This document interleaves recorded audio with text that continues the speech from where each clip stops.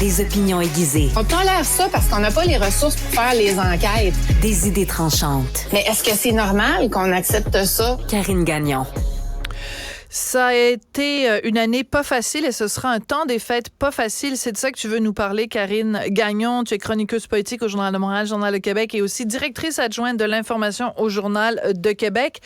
Ça va être, il va falloir tourner les coins un peu carrés cette année. Oui, ben déjà, je trouve, Sophie, on est dans une période particulièrement difficile pour le moral, je trouve. Là, tu sais, il y a les grèves partout, les enseignants dans le milieu de la santé, tout ça. Donc, c'est pas facile. Tu sais, on pense souvent à ces gens-là qui n'ont pas de salaire pendant qu'ils sont en conflit de travail. Donc, c'est pas évident déjà. Puis tu te dis à l'approche des fêtes, c'est encore moins évident parce qu'ils n'auront pas de budget pour l'achat de cadeaux pour leurs proches et tout ça. Et puis, je trouvais qu'il y avait un article intéressant dans le journal ce matin sur le niveau de vie des gens, on dit les jeunes, mais dans le fond, les gens de 18 à 45 ans qui n'avaient jamais vécu l'inflation auparavant et qui, là, prévoient finalement qu'ils vont devoir beaucoup couper dans les dépenses.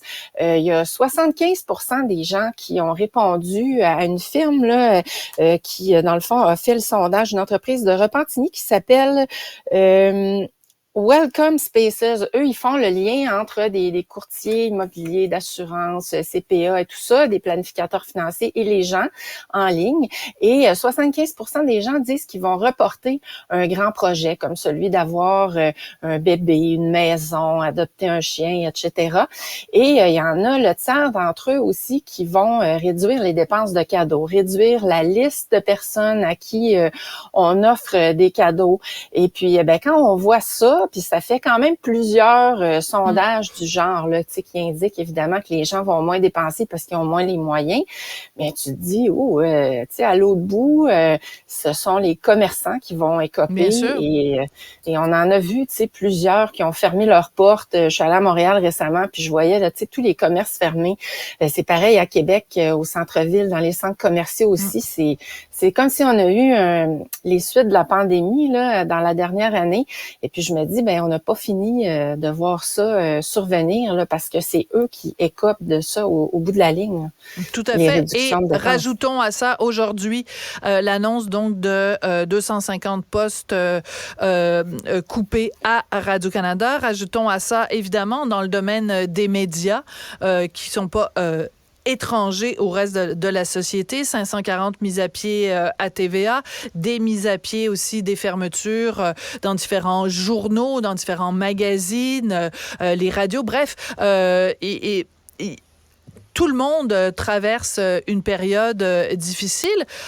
Comment on fait pour quand même garder le moral à travers tout ça? Parce que on l'a dit, on est à l'approche du temps des fêtes. Est-ce que le temps des fêtes, c'est uniquement une période où on se fait des cadeaux, où il n'y a pas justement là l'occasion, comme on l'a fait par exemple dans le temps de la pandémie, de se dire, il y a des choses plus importantes que le matériel. Je sais que c'est facile à dire quand dans certaines situations, mais est-ce que c'est pas justement l'occasion de se dire, on se fait peut-être un Noël où il y a pas de cadeaux, où il y a pas de matériel, mais on essaye de miser sur autre chose?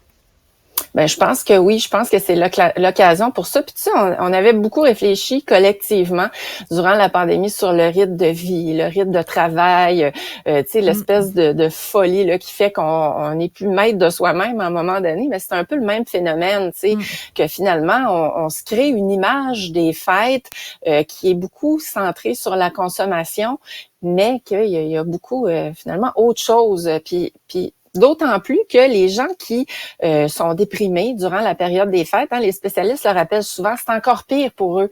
Ceux qui vivent des périodes difficiles, puis là, il y en a plusieurs à cause de tout ce qu'on a évoqué depuis le début de la chronique, là, ces temps-ci. Donc, c'est d'autant plus important de s'entourer, aussi d'appeler des proches pour voir comment ils vont, voir comment ils se sentent, s'ils ont besoin d'aide, s'ils ont besoin d'aller prendre un café, s'ils ont besoin... Tu sais, des fois, ça n'a pas besoin besoin d'être coûteux pour faire du bien. Une marche, ça fait énormément de bien, puis ça coûte rien.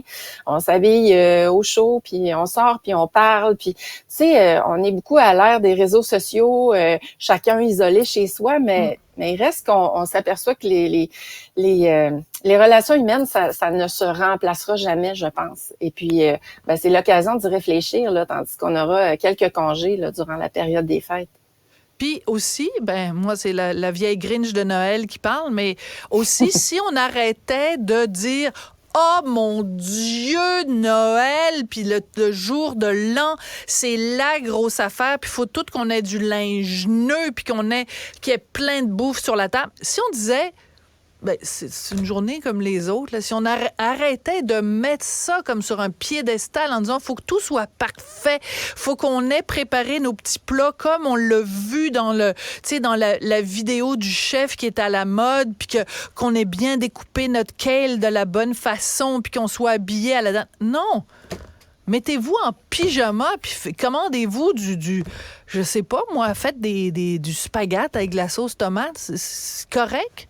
Noël, ça peut être ça. Mettez du basilic sur votre spaghetti à la sauce tomate. C'est rouge puis vert, c'est les couleurs de Noël. C'est bien parfait. Parce que les gens sont capables de faire ça. Moi, je pense qu'il faut une désescalade de cette mise en pression dans le temps des fêtes, comme si il y a une journée par année où il faut que ça pète de partout puis que ce soit...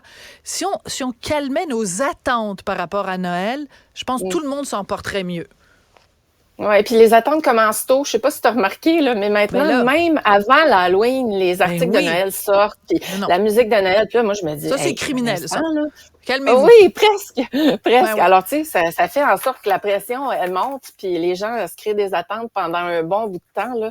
Donc, je pense pas que ça aide, mais faut essayer de se décoller de ça, là, puis de se reconnecter, finalement, à nous-mêmes.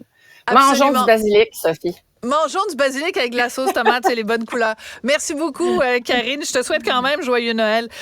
Karine, donc, t'es chroniqueuse politique au Journal de Montréal, Journal de Québec. Vous allez m'entendre chialer jusqu'à Noël, sur Noël jusqu'au 24. Merci beaucoup, Audrey Robitaille à la recherche et à Tristan Brunet-Dupont à la mise en onde. Merci et joyeux Noël tout le monde quand même. Cet épisode est maintenant disponible en balado et vidéo sur l'application et le site cubradio.ca, la plateforme audio québécoise où les contenus francophones sont fièrement en vedette.